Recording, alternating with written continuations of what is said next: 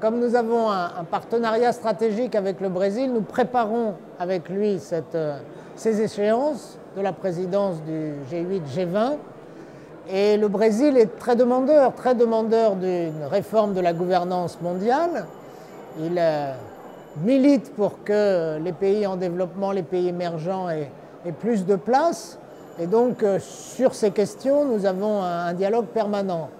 Nous l'avons sur les questions liées évidemment aux transactions financières, à la réorganisation monétaire. Nous l'avons sur des sujets qui tiennent beaucoup à cœur au Brésil, notamment sur la sécurité alimentaire, compte tenu de la situation particulière du Brésil, qui est à la fois effectivement la ferme du monde dans une certaine mesure, mais qui a beaucoup de petits producteurs et qui doit veiller à ce que la volatilité des prix des matières premières agricoles puisse être contrôlée. Nous avons déjà engagé le travail et nous essayons de construire pas après pas des consensus entre Brésil et France pour faire des propositions ensuite, notamment évidemment dans le cadre du G20.